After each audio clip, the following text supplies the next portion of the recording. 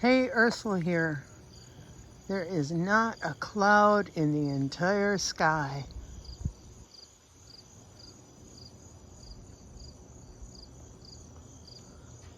So I'm using the solar oven today to do some dyeing. This is a little different for me.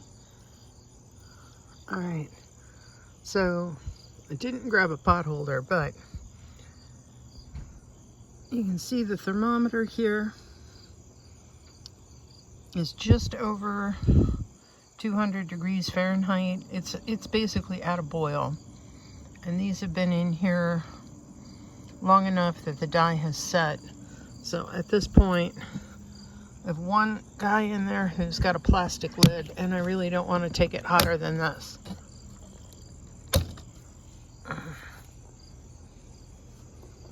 No, I'm not using the collar on the oven because there's no clouds in the sky today. I really only wanted to get it up to 200 to set this dye.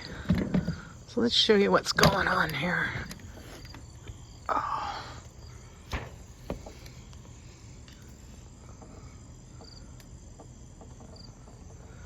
All right, so what I'm doing is a depth of shade experiment where I've got different percentages of dye in each one of these containers. These are all mini skeins, and I've done both yellow and blue. I'm also trying to figure out exactly how many jars are going to actually fit in my solar oven, because I also, yeah, that guy's not going to fit. I don't think that's going to fit. So basically, I think I can get, there's 10 jars in here right now. I think I can get 12 in here max. But I need this size jar because I need room for the yarn to swirl around. I'll pick this guy up because it's plastic. It doesn't mean it isn't hot, but at least I won't burn myself. So you can see the yarn need to swirl around in there. And this way it can absorb all the color. It already actually did, just sitting out in the sun by itself, but I want to make sure that the dye was set. So rather than steaming it or baking it in an oven, I tossed it in the solar oven. We got it hot for about an hour, and now I'm going to let this cool down, and we'll take a look at the skeins after this is washed and dried.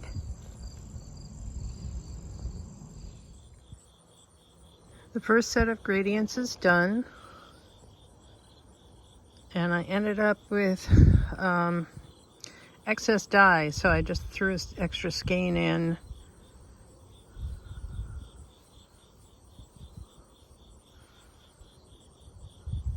And then this is how the blue turned out.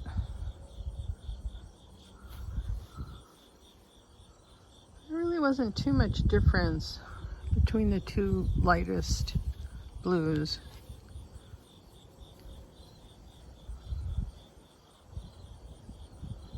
I don't think.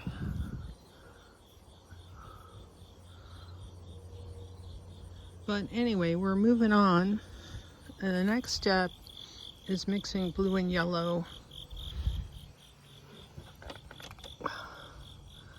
I'm really liking how this is turning out. I'm doing 10 at a time in the solar oven. Each jar is numbered. Some of them I have yet to add the dye to. I'm like one skein short, so I'm also winding yarn. And then I've got to scour it just to get that one skein, but that should be fine. I've got to also add more yellow here, but I'm good up until number 19. So we're going to get those going and finish off number 20 so that the next 10 skeins can start. Meanwhile, the first 10 are going to cook in the solar oven and set. So that's what's going on today. This is day 2 of dyeing. I suppose I should say a little bit something about what I'm doing and why I'm doing it. A big shout out to ChemKnits for their tutorials on dyeing, just plain dyeing. This is based on an experiment that Rebecca did, number 309, which gives you different depth of shade, as well as, I like to call it a gradient, but technically it's not, where the tint changes color, because you're not only staying with one, you're not only varying the percentage of dye, but you're also mixing two colors doing the same thing. So this should give me a really interesting set of greens, some more yellow, some more blue. And you can watch her video. I'll put a link to it in the description below. But what I'm doing that's different is I am using something called Greener Shades. Now, Greener Shades is more environmentally friendly. It doesn't use the heavy metals that are present in a lot of commercial dyes. And so this is an experiment to see what colors I can get with as little impact as I can on the environment. As you can see, I'm not burning any fossil fuels to do this. I'm using the sun, and we've been given 4 days of pure sun, again, with almost nothing in the sky. So we're going to use that because it's a gift. So here we go. We're just starting out. Temperature wise, I haven't hit temperature yet. I'm going to try and get it up just over 200 so that the dye is set. Meanwhile, what's going on here is I, like Rebecca did, I added water first, then I measured out all the dye, then I added pre-soaked and scoured skeins, and the ones I'm short are scouring in the back right now, because I have 5 jars that need skeins. And then after they are scoured, now that is not the best scouring for the environment, but I'm using Synthropol because it's tried and true, because all these skeins will be for sale. So I need something that's reproducible and that is low impact, but also commercially viable. You guys don't want to buy a skein only to have it fade over a year. The other thing I'm doing is this water here came from my basement dehumidifier and or rainwater from the rain barrel. That's where I use most of my water from for dyeing because it isn't chemically treated. So that's a little bit about the philosophy behind this dye experiment. This is blue and yellow. After this, I'll mix up some reds, and I'll be doing red and gold, and then of course red and blue, and we'll see what kind of purples we can get. It should be pretty spectacular. So that's upcoming videos. So I'm gonna let these guys, give them some time to get up to temperature, and we'll see what the final product looks like. Okay, day 3. Again, no clouds in the sky. All right, I just took the last batch of greens out of the oven, and I also did a batch of just pure reds. And it's always bad news when you have one jar that you hear a ping, because these are we're reusing canning jars, and this particular one is ancient. I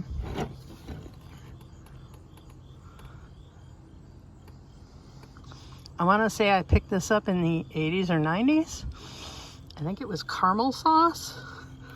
Anyway, number 23 gave me a hard time. We ended up resorting to puncturing a hole in the top, and that's just how it is. If it was one of these guys, I could have easily used a can opener to pop it, but this particular one, because the ring and the top is one piece, it was a little harder. So now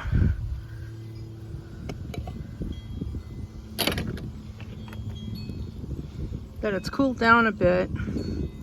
We have a little bit of excess yellow in this batch.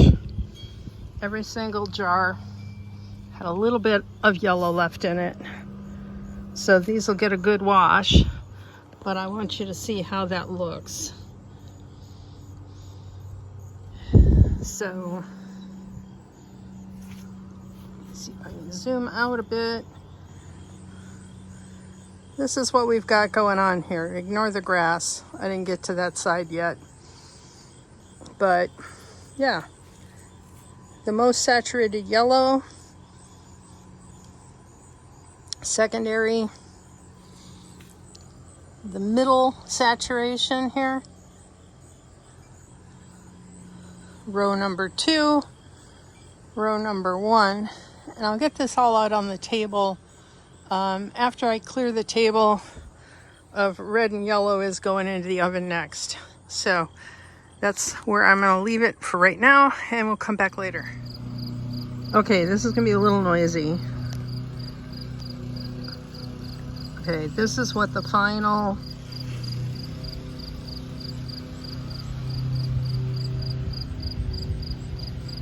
outcome of the greens is. And there are a few things that are off. For example, this color, and this color, there's 3 in a row, 3 different rows, are almost identical, at least in this light. This one, 2 of them, that's where my missing skein went. 2 of them were in one bath, so the dye had to go twice as far. So the color is paler than it should be. And we just had another jar seal. Well, anyway, that's par for the course. So I just wanted to show you these.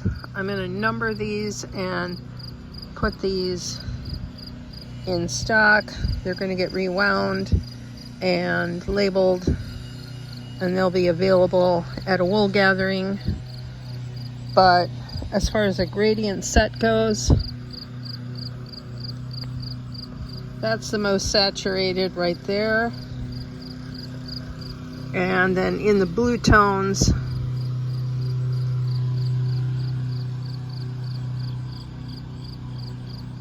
there is that.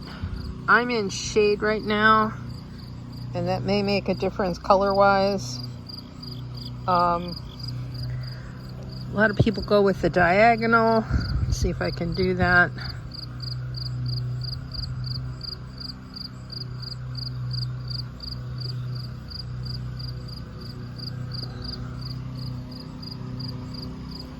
That would be the diagonal. And then each skein is different. This one seems more yellow than it ought to be. So the other thing I noticed is between the 0.625% and the 1.25%, there really isn't as much color difference as I would have expected. There is in the first set. The first set, you can see. Maybe you can't see. I can see it, but I don't know what the camera's picking up. Maybe we'll take another picture tomorrow in daylight and leave that at the end. But this is what we got, and it'll give me a good reference material, although I will have to redo this one so I actually know what that color is supposed to look like, as far as to try and repeat any of this. So if I was specifically looking for a teal, or if I was looking for an evergreen color like this, or even a chartreuse like that, I'd have a really good reference on how to achieve it. When these guys were wet, you could see a difference between these three, but now that they're dry, there really isn't that much difference. But it is a good, I like this as a good grass green. So they'll get numbered 1 through 5, 6 through 15, or 10, 11 through 15, and so on to 25. And they'll be available for sale. Thanks ever so much for watching and sharing my little adventure. Reds are another day. Oranges, actually. Take care, everybody.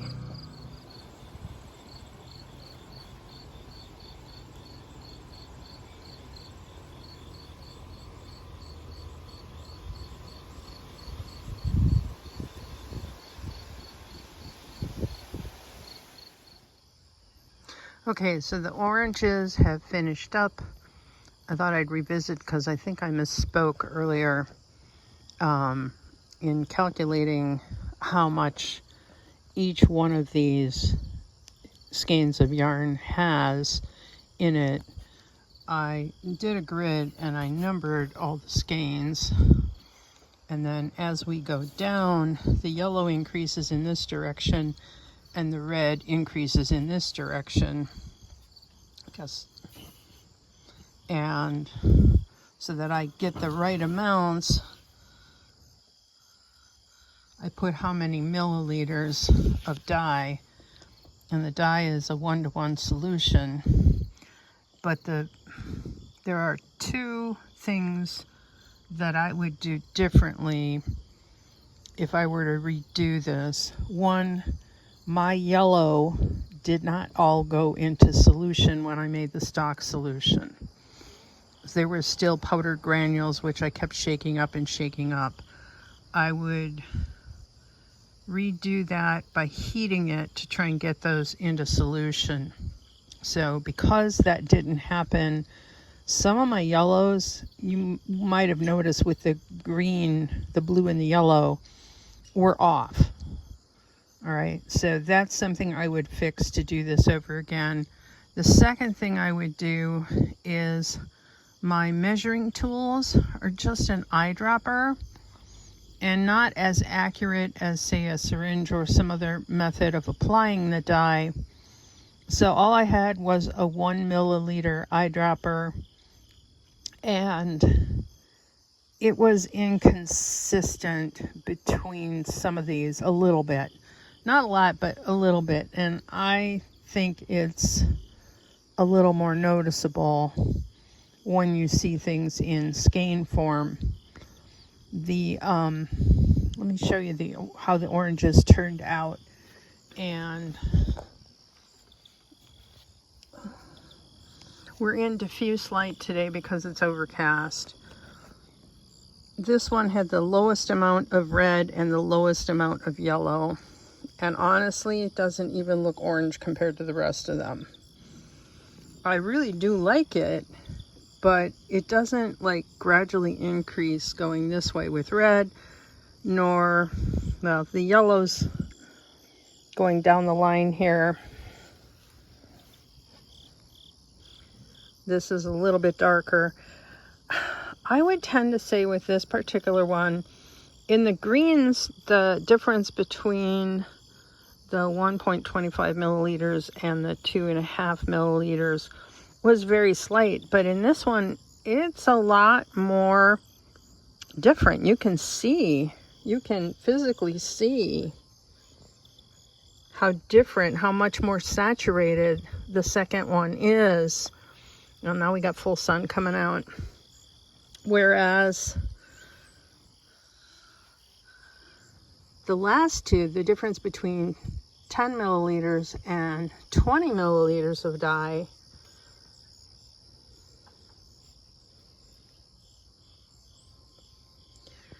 is not as pronounced. And in this particular one, this row, as the reds get stronger,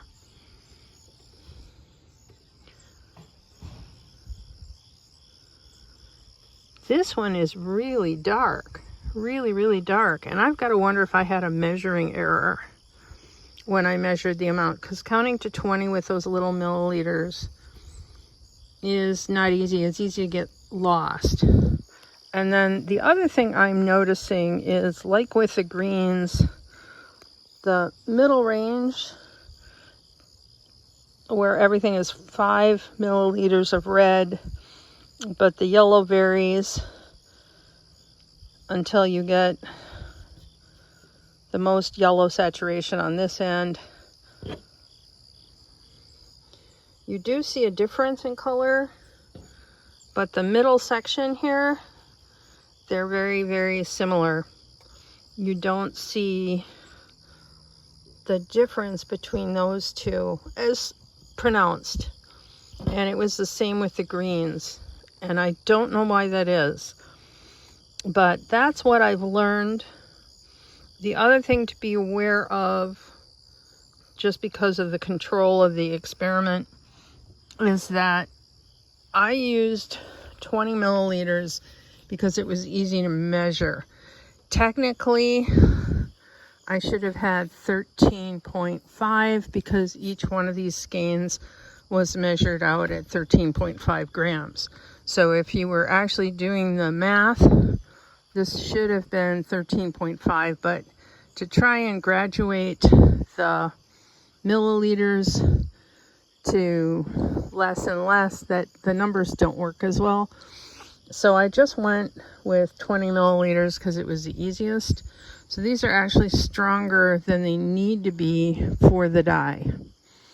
I used more dye. I would not have had to have used quite as much dye in order to achieve results.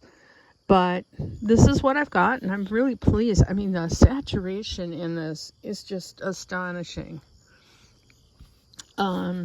If I was going to do these for a shawl, honestly, the one I like the best is this row. I like the graduation with the strongest yellow and then gradually getting darker and darker red as you go across. I'm really pleased with that. You can, the difference, like if you were to take it this way, which is stronger and stronger yellow, you don't see it. It's not as pronounced. And part of that is that yellow does not, you need more yellow to the amount of reds or blues in order to get an equal balance to be able to even see it. And that is just par for the course. This yellow is not as strong. It doesn't stand up as much as the red or the blue in saturation. So that's what we've got going on. Take care, everybody. We'll do purple another time.